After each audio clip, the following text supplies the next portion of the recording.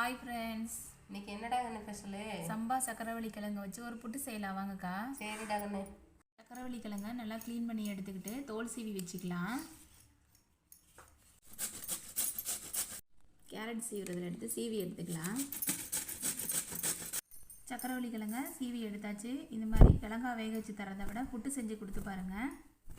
கிழங்கு சீவி எடுத்தாச்சு. வேற என்னடா பொருள் சேர்க்கணும்? இதில் 2 கப்பு அரிசி மாவு போட்டுக்கலாம்க்கா. சரிடா. சக்கரவள்ளி கிழங்கையும் அரிசி மாவையும் நல்லா மிக்ஸ் பண்ணி வச்சுக்கலாம்.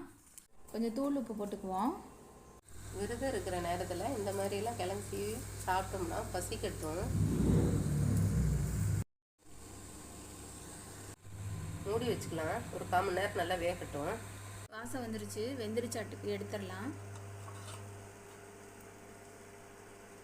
குட்டீஸ் எல்லாம் இந்த கிழங்கெல்லாம் சாப்பிட்லைன்னா வேக வச்சு கொடுத்தீங்கன்னா வயிறெல்லாம் கட்டாது, மலச்சிக்கல் இருக்காது, நல்லா ஃப்ரீயாக இருக்கும். 2 டம்ளர் சக்கரை போட்டுக்குவோம்.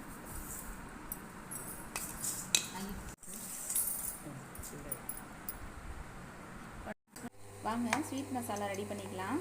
தேங்காயை மிக்சியில் போட்டு ஓட்டி எடுத்துக்கலாம். உங்களுக்கு விருப்பம்னா தேங்காய் திருவி போடுங்க, அதுதான் நல்லா டேஸ்ட்டாக இருக்கும். புட்டு ரெடி ஆயிடுச்சு. துருவன தேங்காயை அதில் போட்டுக்கலாம். சம்பா சக்கரவள்ளி கிழங்குல செஞ்ச புட்டு மாதிரியே இல்லை, அவல் புட்டு மாதிரி தான் இருக்குது.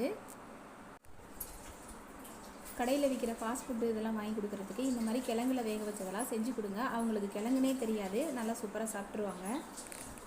இதெல்லாம் பாரம்பரிய உணவு. இந்த கிழங்கெல்லாம் குழந்தைங்களுக்கு என்னன்னே தெரியல. முடிஞ்ச வரலையும் வீட்டிலே செஞ்சு கொடுக்க பாருங்கள். டேஸ்ட் எப்படி இருக்குன்னு சாப்பிட்டு பாருடாங்கண்ணே. ஓகேங்க்கா, எம்மியாக சூப்பராக டேஸ்ட்டாக இருக்குது. இதை உங்கள் வீட்டு குழந்தைங்களுக்கு செஞ்சு ட்ரை பண்ணி பாருங்கள். பிடிச்சிருந்தா லைக் பண்ணுங்கள், ஷேர் பண்ணுங்கள், சப்ஸ்கிரைப் பண்ணுங்கள். ஓகேடா கண்ணே.